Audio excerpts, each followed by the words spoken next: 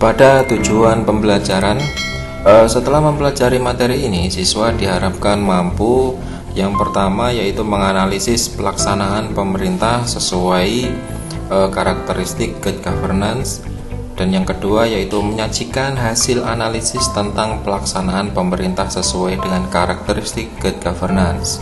Selanjutnya kita menuju peta materi.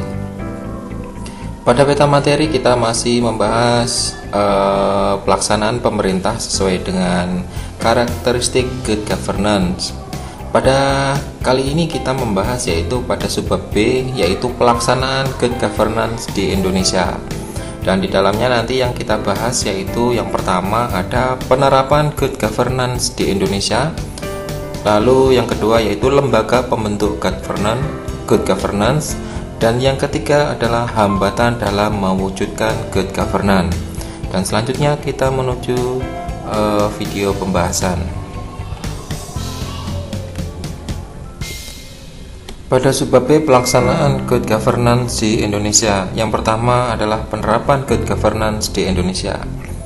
Penerapan good governance di Indonesia belum dapat dikatakan berhasil sesuai dengan cita-cita reformasi. Masih banyak ditemukan kecurangan dalam pengelolaan anggaran negara. Undang-Undang Nomor 28 Tahun 1999 tentang penyelenggaraan negara yang bersih dan bebas dari korupsi, kolusi, dan nepotisme yang mengatur penyelenggaraan negara dengan asas umum pemerintahan negara yang baik.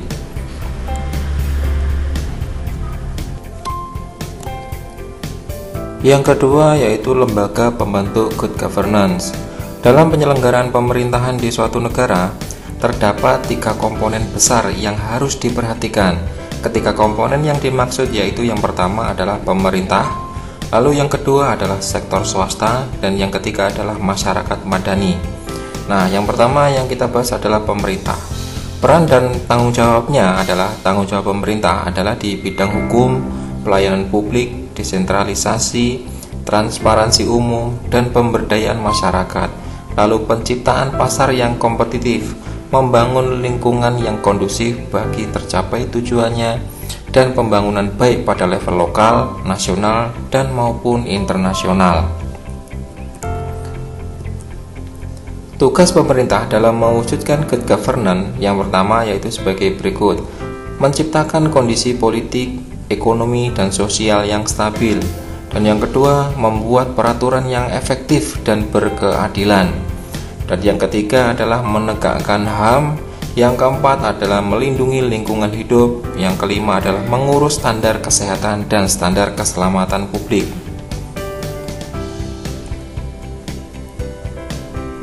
Yang B yaitu sektor swasta atau dunia usaha. Peranannya sangatlah penting. Di sini adalah meningkatkan produktivitas, terus penyerapan tenaga kerja, lalu mengembangkan sumber penerimaan negara, investasi, pengembangan dunia usaha, dan pertumbuhan ekonomi nasional. Tugas sektor swasta dalam mewujudkan good governance adalah sebagai berikut. Yang pertama adalah menciptakan lapangan pekerjaan, dan yang kedua adalah meningkatkan standar hidup masyarakat. Lalu yang ketiga memelihara lingkungan hidup, yang keempat adalah menaati peraturan, dan yang kelima adalah transfer ilmu pengetahuan dan teknologi kepada masyarakat. Yang E adalah masyarakat madani. Dalam konteks kenegaraan, masyarakat merupakan subjek pemerintah pembangunan dan pelayanan publik yang berinteraksi secara sosial, politik, dan ekonomi. Maka tugas masyarakat madani dalam mewujudkan good governance adalah sebagai berikut. Yang pertama adalah menjaga agar hak-hak masyarakat terlindungi, dan yang kedua mempengaruhi kebijakan publik, lalu sebagai sarana check and balance antara pemerintah. Lalu yang keempat adalah mengawasi penyalahgunaan kewenangan sosial pemerintah, dan yang kelima adalah mengembangkan SDM atau sumber daya manusia, dan yang keenam sarana komunikasi antar anggota masyarakat.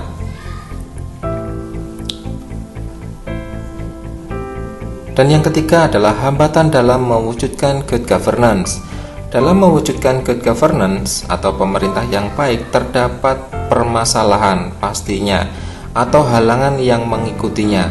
Secara garis besar, permasalahan pemerintah good governance adalah meliputi yang pertama adalah reformasi birokrasi belum berjalan sesuai dengan tuntutan masyarakat.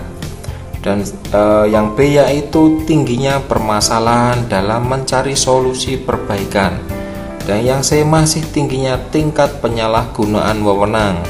Dan yang D makin meningkatnya tuntutan akan partisipasi masyarakat dalam kebijakan publik. Dan selanjutnya yaitu meningkatnya tuntutan penerapan prinsip tata kepemerintahan yang baik, antara lain adalah transparansi, akuntabilitas, kualitas kinerja publik, lalu taat kepada hukum.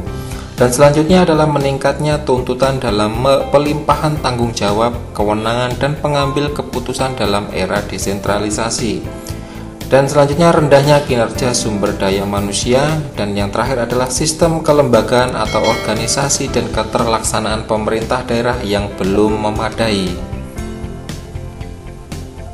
Sekian, terima kasih. Semoga pembelajaran hari ini bermanfaat bagi kita semua. Saya akhiri. Assalamualaikum warahmatullahi wabarakatuh.